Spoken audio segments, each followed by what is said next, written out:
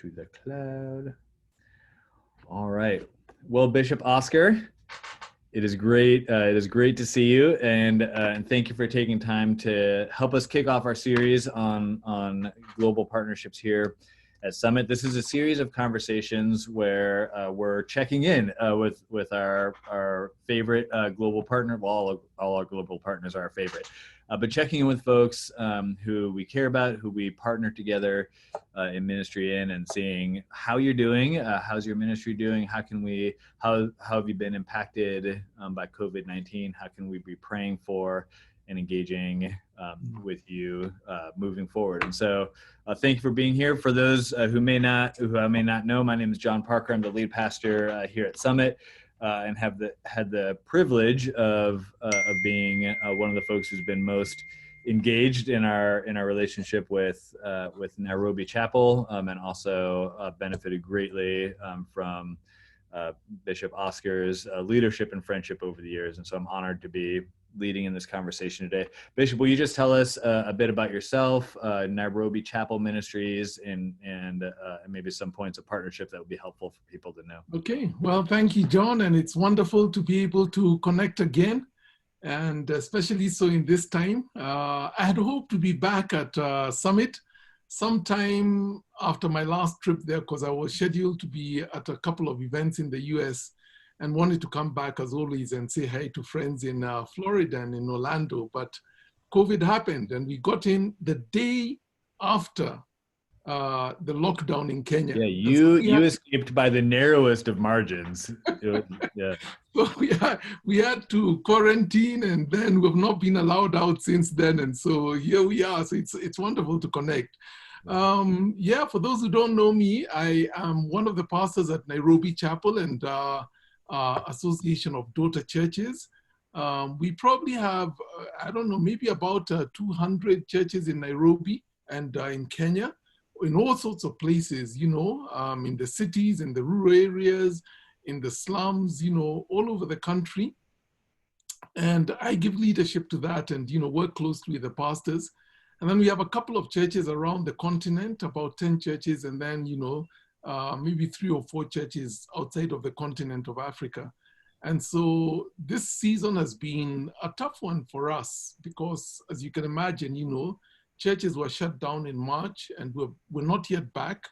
And we're hoping that we'll be back for the Advent season and, into the new year.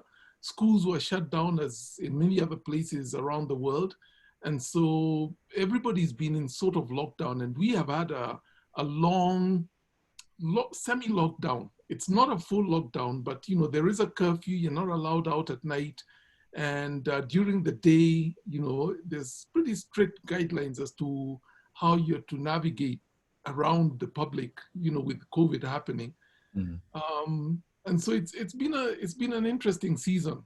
But, behind every cloud, there's a silver lining, and there's some good things that have come out of it and some not so good things that have come out of it. Yeah. What in some of our early correspondence when COVID hit, there's the question and concern of if the virus gets into some of these high density living areas around Nairobi where isolation, social distancing isn't a possibility, the impact would be widespread. How has that played out over the last several months? Well, let me give that some context, okay? To understand Kenya, this is what Kenya looks like, okay? We're a country with a population of about 40 million, and about 90% of that population lives very close to the poverty line. The middle class in this country makes up about 10%. And everybody after that is sort of blue collar, lower blue collar, and poverty and destitute poverty. The city of Nairobi, which is a capital, has about 4 million people, about 1/10 of the country's population. And 60–70% of that population lives in the highly, densely populated slums of Nairobi. There are maybe about 250 slums in Nairobi. And it's a very meager, survival, just daily sort of food hand to mouth, no reserves, etc. And so the fear was that when COVID hits the country, that the middle class can socially distance, but the people who live in the slums, which is 60–70% of the population of Nairobi, would never be able to, to socially distance. And so we're expecting to have a massive infection rate once COVID gets into the slums. And we were all holding our breath, waiting for that to happen. And then it just never did. And even as recent as yesterday, I was reading an article in the United Kingdom, newspaper, The Guardian, and they quote Kenya and say that they cannot understand why, COVID did not impact the populations of Africa and countries like Kenya as was expected. And it's true. We've only had about 36,000 cases of infection and only had about 600 deaths over the last 6–7 months. And nobody's quite sure what's happening in Africa. Is it that we're not testing enough? And I think the WHO would say, well, you're not testing enough, but still it doesn't explain why, you didn't become like India, because India, is now, right now, the country with the leading number of infections. And of course, they're a big population. So it's an odd thing. It just never happened. Yeah. Well, we'll take it as a blessing, right? It is. And one of the things that happened at the very beginning, and you'll be encouraged to hear this, is when COVID was declared, the president called for a national day of prayer for the whole country. And it was amazing to see in every corner of this country, people stopped and spent the day fasting and praying. And, I guess many times we pray and then we give the credit to, Kenya's a young population, or it's a hot country. We oftentimes turn to God in hours of need and then give the credit to somebody else when the prayer is answered. And I want to believe that, Kenya prayed and God was gracious, and, we can't explain what happened, but it was a good thing. Yeah. Yeah. Well, that's awesome. So, talk a little bit about, you mentioned the number of church plants that, or the churches that have been planted that Nairobi Chapel has done. There's also, you guys have a vision for 10 billion churches and you have a big vision for church planting globally. And that's been one of the points of partnership that we've been most excited to begin and continue engaging in. So talk a little bit about how in the last 6 months, how you have been thinking and adjusting church planting in light of COVID and all of that. Yeah. It's hard to know what to do with COVID because you don't know what exactly will happen after COVID. Say that sort of miraculous vaccine that we're all waiting for happens, will we go back to the same old, or will the world have changed? As everybody says, it's going to be a new world. We don't know. And it's been hard to sort of, project ahead. I think one of the things we have found in this COVID time is that people have wonderfully enjoyed the small gatherings as opposed to the big gatherings. And so that's been interesting because it may be that we need to sort of re-strategize how we sort of, charge into the future in light of the learnings that COVID has brought to the surface. But because for the last 7–8 months we've been shut down, I guess we are just on suspension mode right now. We're having conversations, we're talking about what needs to happen, we're talking about 2021, but we don't know when we're going to be open up again. And we're projecting, by God's grace, at the beginning of the new year, we are really praying that we can open up our churches again. But everything's been in suspension mode. So the vision is still there, the drive is still there, but it's hard to put feet to it because you just don't know what's going to happen next. And when you read all the pundits on, what happens after COVID, well, it's all over the place, There are those who say that the world will never be the same. And there are those who say very little will change because human nature is human nature. So we're not sure. And that's, we have the same wide-ranging perspectives here in the U.S. As well. And there's a lot. You want to move boldly and courageously forward into the mission and vision of the church, but also recognize that some things may fundamentally change culturally, which doesn't change the mission of the church, but it may impact strategies. So you guys have planted a lot of churches. We'll say in the last 2 years. How many churches would you say Nairobi Chapel has started? Probably about 60 churches, and it's been interesting in this season. The churches planted most recently are the ones that have struggled the most, because that's what I was heading. Was wondering. They didn't have the chance to coalesce and bond, before COVID happened. So the older standing churches that have been around for a while surprised us, because even with COVID and even with the shutdown, the churches have held together, were in contact with the members, but with the little churches that were just starting off, the glue hadn't set yet. The bonding that is community hadn't settled yet. And so we found that, the pastors, tell me even now that many of those members have disappeared and they're not sure what's going on. And they, more than anyone, have been the ones who have said, we really need to reopen, because we don't know that we'll still have a congregation at the end of this. But the bigger churches, the longer, existing churches, those have not faced the same challenge. And so that was an interesting, difference. Yeah. But the new churches have struggled. And I think it's just, I think people will come back once we're open again. But we sort of didn't have good contact statistics. With the older churches you do, because many people are in small groups and those sorts of things, so you can keep up with them. With the new churches, a lot of people are visitors coming in to see what's going on, trying to decide whether to settle down. And so those have struggled a little more.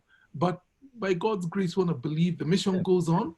And, if we have to restart again with some of those churches in some of those neighborhoods, well, you start again.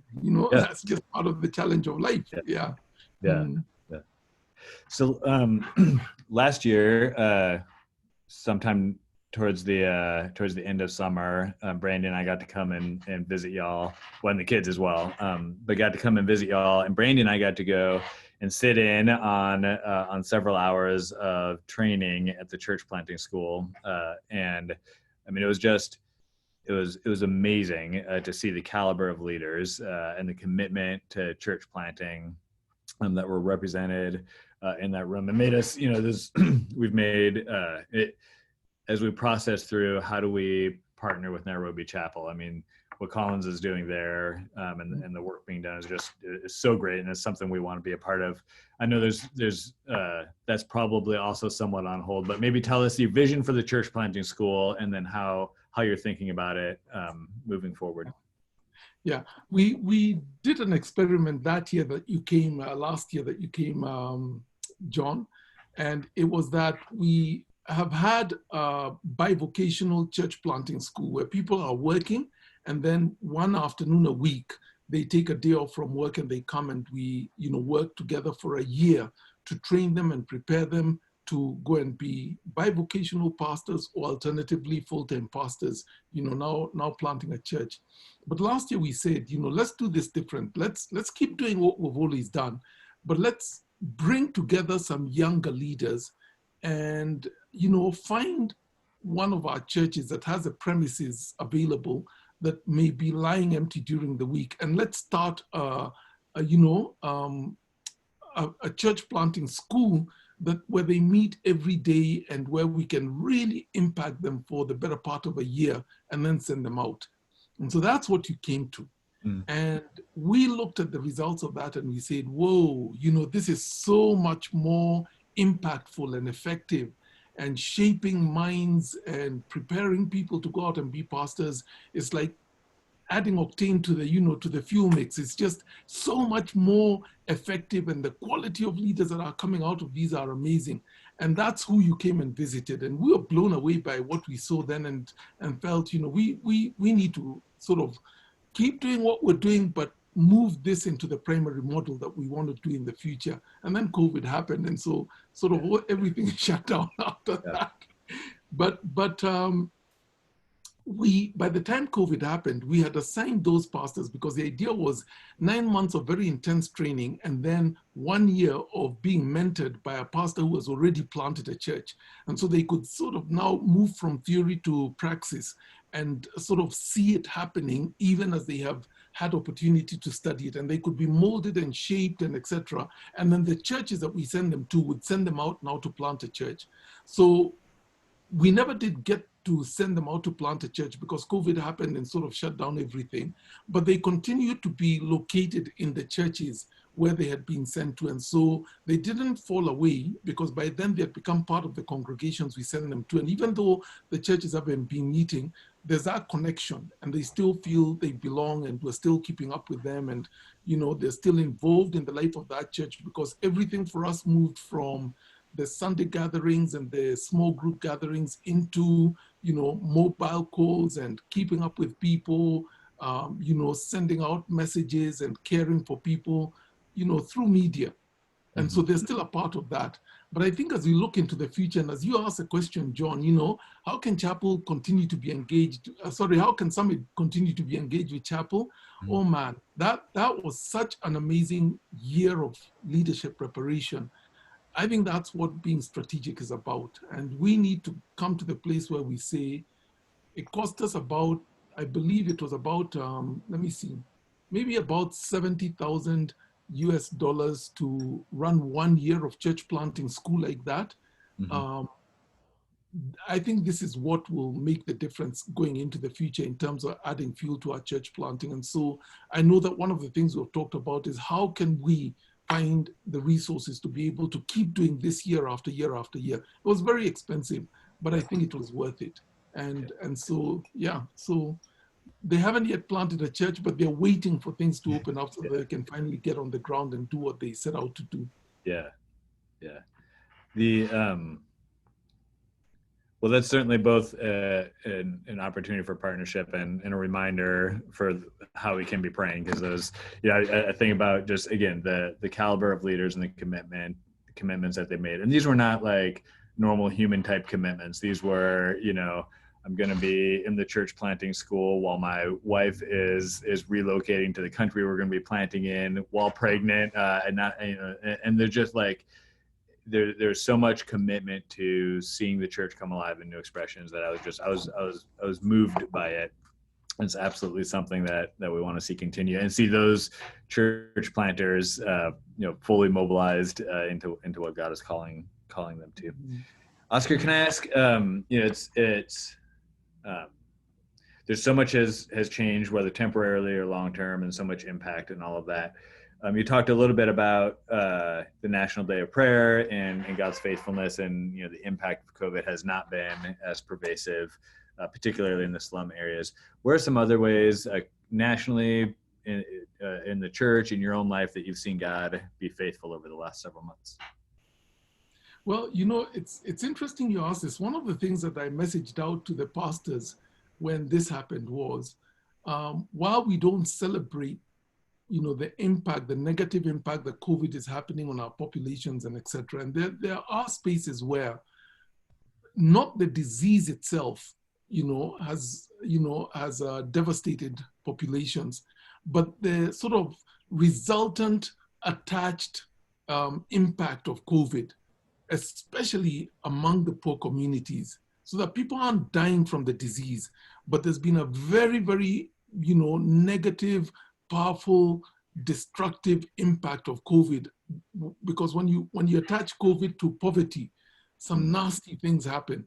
But one of the messages that I sort of messaged out to the pastors is, this is probably a good time for us as leaders of the churches to take time out for an extended period of time, because for the next 9 months, we're not going to be doing ministry as has been the case in the past. And for us to deal with the tiredness of your inner soul, that the daily grind of running at a fast pace, trying to get everything done, that is the reality of our world today, has, it has a destructive impact on the soul. And so a message to the pastors, please, please, in this season, take the time out to just really reconnect with the Lord, to really become students of the word, to really take time to learn and enjoy the disciplines of prayer that life tends to push you away from because of the pace at which life happens. And may this be a refreshing season for us, so that when we come back into ministry, as will eventually happen, we come back strong and we come back refreshed. And so make this a season of Sabbath while we wait to come back into ministry. And I think a lot of the pastors, have heeded that call. I myself have, and just really tried to take time to rest, to slow down, to, allow myself the grace of not feeling guilty about the fact that I'm getting out of bed and not running around like I always run for the last 30 years, but that I can get back out of bed and enjoy a cup of coffee and read a book and take time to be with the Lord and, have a quiet time that is 3 hours long. And it's okay that I'm not running around. So that's one of the good things that has happened. Yeah. When you were last here, you shared with our staff about the importance of the discipline of fasting and invited us into a fast, and talked a lot about your experience with that personally over the last couple of years. So in light of that kind of comment you made about taking the time to relax and engage, have you continued in the discipline of fasting, and what have you been learning in that? What's an update on what you've been learning in that? It's a good question. And you busted me, John, because one of the things that happened with COVID is if not all of us, I certainly have gained weight. And I think it's because of more, But fasting isn't about weight loss, though, No, it's not. It's not. But it's been interesting to see that because I'm not moving around as much, we were not allowed out of our homes. You couldn't go for a walk and those sorts of things. It just, I don't know, you become a vegetable of some sort. And so my discipline in fasting sort of has not been to the same level as it was before.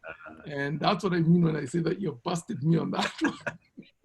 Well, maybe I'll see if they can edit this part out of the recording and but yeah, it's just, yeah, I think I've become lazy of sorts, if you know what I mean. And I do continue to fast, but not with the discipline that, had been my discipline at the beginning of the year. Yeah, no, that's, yeah, well, again, it's no judgment from me in that, but no. I do continue to want to learn from you in that.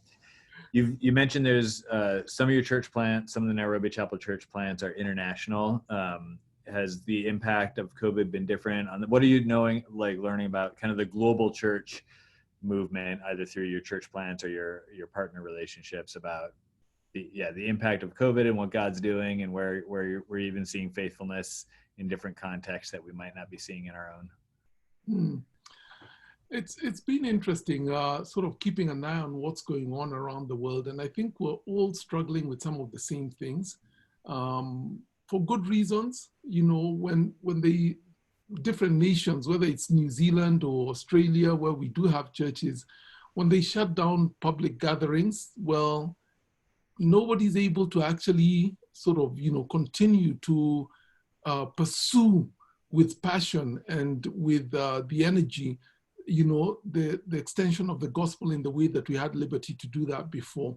And in some senses, I can say that, I can recognize that there's a measure of confusion as to, so what then do we do? And one of the things that we've been having discussions about is what is the core and the essential sort of, tenets of the gospel, that whether there is COVID or not, no matter what's going on around the world, we can still continue to abide by and to pursue the Lord.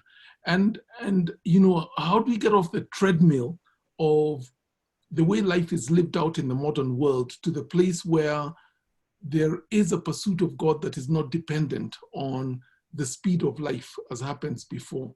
And when we can't gather, then what is the church in those seasons? And is the web version of that the church, or is there a different version? How do you connect what does it mean for me to belong to community, the community of faith, when I can't be with that community of faith? And I can't say that I have answers to that, John. I think all of us are still in discussion about it and asking, what do we take away from this season that will strengthen us going into the future? Because it may well be that this is the beginning of lessons that, will be essential for us to continue to be the Church of Jesus Christ into the future, as there's more and more isolation around the world, and COVID is extreme. But I think nationally and in terms of, people's, ethnicity, there is more and more isolation happening around the world, counter to what you expect that, the world is becoming more one global community. It's not. And whether it's nations that are isolating themselves, whether it's communities that are doing that, what can COVID teach us about that sort of isolation and the essential place of community? And what does community look like when you can't, meet as you would otherwise like to? I think the Ethiopian church and maybe the church in North Korea and maybe the church in China can teach us a little about what community looks like in the season of isolation, because there's been a lot of persecution in those places where people cannot gather as you and I have the freedom in our countries to gather, and yet the church continues to exist even while people cannot gather, and sometimes at a very high price, because they pay for their gathering if they are quote gathering, but they remain faithful. And sometimes if you look at those sorts of countries, it purifies the church, because there is a price to pay for my faith, and I'm willing to gather nevertheless. One of the things that we try to message to our pastors in the beginning is, if COVID hits Kenya the way that we keep hearing it's going to hit, will we be prepared to be on the front line?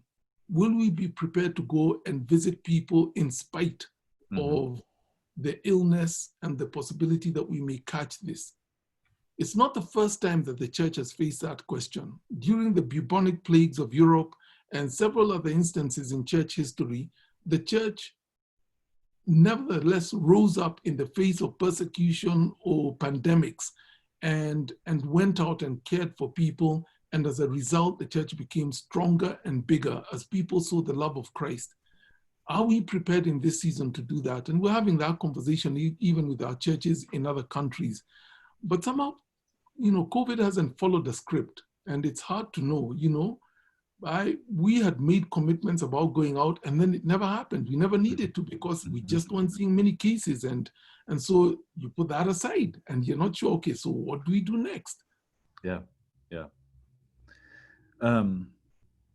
All right, we're nearing the end of our time, and I want to give you some space to tell us exactly how we can be praying for you. In this series of conversations, we're hoping to both get an update on how our global partners are doing and know how we can pray. And Summit we've been pretty activistic church in terms of partnerships. Like we want to show up, be present, be participatory in our partnerships. And I think oftentimes there's a really good element of that, but oftentimes prayer can be, if we're not careful, can be an afterthought or a means to an end, and not necessarily the frontier of the partnership. And we find ourselves in a place where we can't be present face to face, and we can honor commitments and all of that, but really commitment to prayer is incredibly important right now. And so I'm inviting anyone who's listening to our conversation to join in meaningful prayer for Nairobi Chapel, for you, for all the church plants and all of that. So with that in mind, trusting that people who are listening are going to commit to pray, what are the 3 or 4 things that you would say when you pray about this? Yeah. Well, let me tell you about the places where we have seen the impact of COVID sort of devastate our communities of faith, and ask you to join us in prayer about this. So first, which probably isn't surprising, and I wouldn't be surprised if it's also happened in the US, is the impact of COVID on marriage and marriages. There's a lot more domestic violence, and we have been surprised by the numbers of people who are crying out for help. And part of it is that when you're sort of locked down with a spouse, that you had an escape, hatchet during the old days, because you could go to work and be away from, and now you're locked down and it's in a small flat and you're together the whole time. It somehow generated a lot of domestic violence, and this has been disheartening. There's a need for a lot more counseling as a result of this, and it all sort of, even the country and the leaders of the country began to talk about this, that even they are aware of the level of domestic violence happening in the country. So that's one. And I guess even our own members are caught up in some of this, and maybe it's the fissures and cracks that existed that could be sort of plastered over, but now with COVID and the sort of the kettle effect of being in the house 24/7 for 3 months, you can't hide those fissures anymore, and we've seen some of that. So pray with us about that, the state of marriage. I think a second place has been mental health, especially with teenagers. We've seen a couple of very negative effects for the young people of our country and the young people of our communities. Keeping the kids out of school for 6 months, 8 months, it just seems as though quite a number of young people have given up the dream that they can study and make something of their life, the dream that they could work hard and it will have an impact. And what has happened instead is, because so many of the young people that we have and the state of the country is that many of them are coming from hard economic times, there's just a lot of sort of giving up and deviant behavior. And part of it is driven by the lack of hope. I had a dream to do well, and now I don't even know whether I'll be able to go back to school. And so we're seeing a lot of young people who were in their tertiary years in high school getting married, and they're not going to go back to school. We've had a huge surge of teenage pregnancies in the country. Again, to the place where the whole country now is in despair about it. And it's not COVID as such, but it's the result of COVID. And so just that is something to pray about, that somehow would be able to be agents of hope and to encourage the young people that we have in our communities, and somehow even speak into the lives of those that, we relate with. Of course, we have a scholarship program that has about 500 people in scholarship, high schoolers and early young adults and such. But even there, we're going to take a hit, and that's discouraging because we've brought them so far, and then you hear, they've given up, they don't intend to go back. Even though we'd offered them a scholarship, they've just lost direction. So pray with us about that. I think a third area that we need prayer in is in the area of, the regathering of our communities of faith. Because many of our churches are dealing with people who live on the margin, on the edge of poverty and such. We're finding that they, more than anyone, are the ones who have been hardest hit by COVID. It's said in this country that 85% of our country lives on, hand to mouth. They eat at the end of the day because of the work they have done that day, and they're paid either a daily wage or a weekly wage, and it's not much. Well, they were the first ones to suffer as a result of COVID, as factories shut down and as industry shut down, and it's the cleaners and, the non-skilled staff in industry who were the first to be let go and such. And now we find desperation in terms of, people turning to prostitution for income because they have nothing else that they can sell. They don't have skills they can sell, and etc. And this too among our members, that, in the desperation that is poverty, the impact can be very, very hard in terms of destructive. And pray therefore that somehow as we continue to minister to people and to care for people, that we can give them hope, we can rebirth hope in people's hearts, and we can get them to move out of this season with their heads held high and with a commitment to continue to pursue the Lord, even if this has been a really terrible, difficult time for them. But when you mix a disease as impactful as COVID with poverty, man, it's a toxic mix, and poverty just grinds people. And that's where we are as a nation largely. And so there are things you're hearing happening around in our communities that just, they make you despair when you hear how hard people's lives have become. Yeah. Pray with us about that. Yeah. Well, Mm.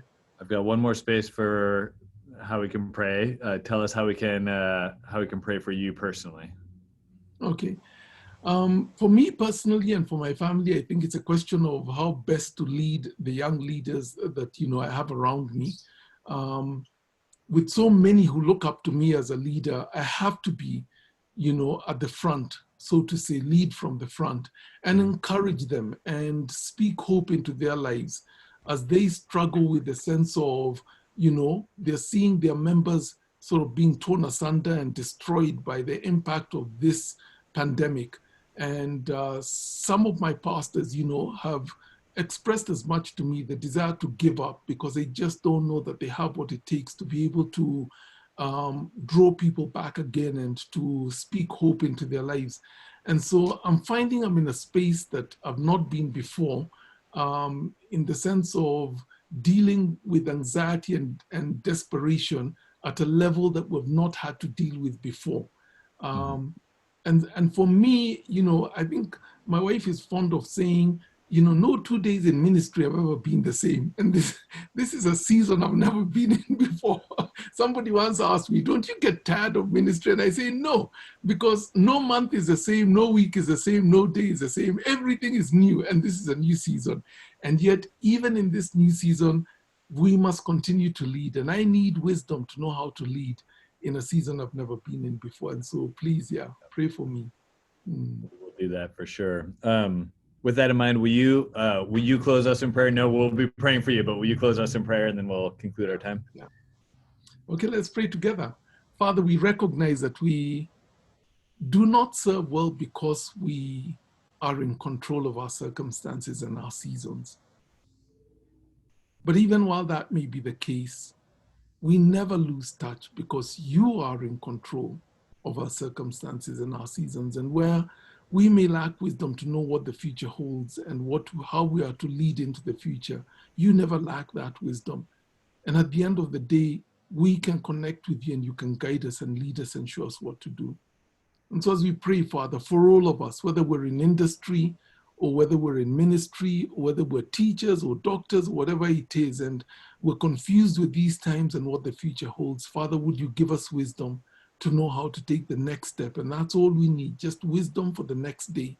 It's not wisdom for 10 years, just the next day. As long as we connect with you, as you say in John chapter 15 and verse 5, you are the vine and we are the branches. And if we abide in you, we will bear much fruit. But apart from you, we can do nothing. That's our hope, that we stay connected. And then we have all the wisdom, we have all the strength, we have all the know-how about what to do and how to face the future. And so I pray for John, and I pray for Summit, and I pray for Nathan and all the others who are a part of this church, and pray by your grace that they will have enough wisdom for tomorrow because today they were connected with you. In Jesus' name, amen. Amen. All right. Well, again, thank you for the time that they've taken today, and I look forward to future updates. Thank you. Thank you, John. And say hi to Brandy and to the others, your kids. Love Absolutely. you. We will. Okay. All right. Now I got to figure out here how to stop recording. Are there